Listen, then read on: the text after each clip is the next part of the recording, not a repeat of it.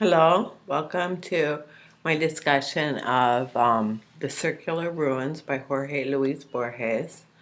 In this story, as in other short stories, you want to start with a short summary of the plot and then look to a deeper analysis. Perhaps quotations from specific passages can help.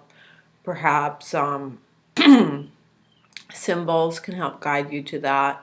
Borges in his short stories always has kind of a surprise ending, and that can make you think a little into the deeper meaning, because there is a deeper meaning in all of these stories. So in The Circular Ruin, we start with an unknown, unnamed man. He comes from the South, and we know that in Borges, the South is this kind of mythical place of wildness and nature and cowboys, gauchos. And so this man comes up in a bamboo wagon, and he climbs up to a circular ruin where there's this tiger colt statue, which he worships. It's a circular ruin that has been built by men, unlike in the movie. And he worships that, and he knows his purpose is to dream.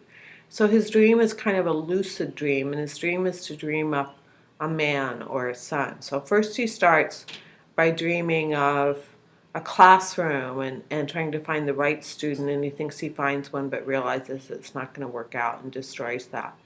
Then he goes into dreaming.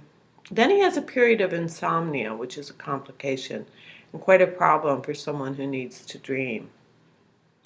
So he solves that by not even trying to sleep, by exploring the area around him. And finally, sleep comes to me. And as this happens, great amounts of time pass. So this is not something that happens, in one season even. And then he dreams little by little the parts of a body, the parts of a man or a boy, until finally he's created this perfect boy. And he sets him to see if and then he brings him to life, and he teaches them everything he knows, and he loves this boy greatly, and it's his purpose in life.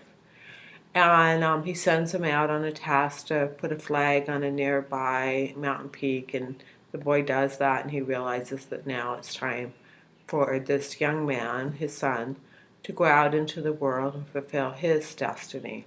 So he says goodbye, and he sends them out to another circular ruin. And after that happens, he's regretful, he's lonely, he sleeps all the time, his life has lost purpose.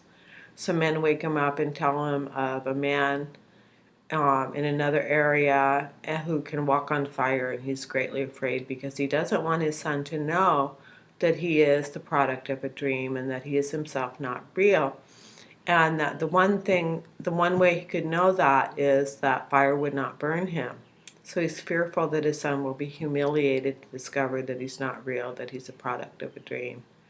And then time goes by, and some say years, some say decades, could be a great amount of time. He's an old man at this point, when suddenly he sees this great fire coming. And he goes to hide, but then he thinks, well, my life purpose is over, really. And so he goes out to meet the fire, and he walks into the fire, and the surprise is that he is not burned, and that he realizes that he himself is the product of someone else's dream. And so that's kind of the twist at the end. So the question is, who is dreaming? Now, Christian theologians and philosophers over the years would argue that we are all the manifestation of God, that God is dreaming, and that Borges' character is worshiping God, that he is in fact a creation of God, as we all are, and we are all just dreams, and there's no reality but God. But we know Borges didn't believe this, because he was not a Christian. He was not religious. He was influenced by Buddhism, definitely. But as he grew older, he used to often say that he wished he could just die and have that be the end. He wanted darkness and blankness in the end. He didn't want to be reborn, although reincarnation appears in many of his stories. He was influenced by Buddhism, but he was not, strictly speaking, Buddhist. He was definitely not Christian. The man in his story seems to worship a pagan god, the god of the colt tiger, And so it doesn't seem to be a Christian God. So the question is, who is dreaming? And in the short movie we watched, it appears that it's just a boy dreaming, but I don't think Borges would have agreed with that either. From a Jungian point of view, he was a contemporary of Freud.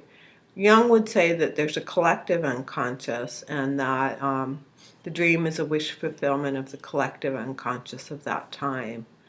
And Freud would have said the dream is a desire, a wish fulfillment, or some kind of drive breaking through, but it's really hard to know what is outside the dream and what is reality, really. It raises the whole question of what is reality and what is the dream state.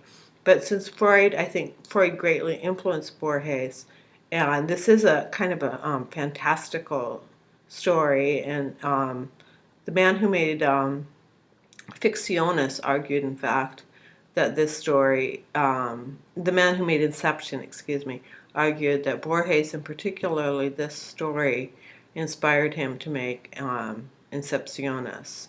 And the man who made The Matrix would also argue that Borges was an influence. So you can see some of the fantastical movies kind of coming out of this magical realism or surrealism or fantastic vision of Borges. So he was really influential in contemporary filmmaking. So again, think about how you would write an analysis of this short story. You'd start with a plot summary, and then you'd look at the different elements in the story, and then you try and interpret the deeper meaning. And the deeper meaning is, I guess, that we are, in fact, the products of another dream, and where is that dream coming from?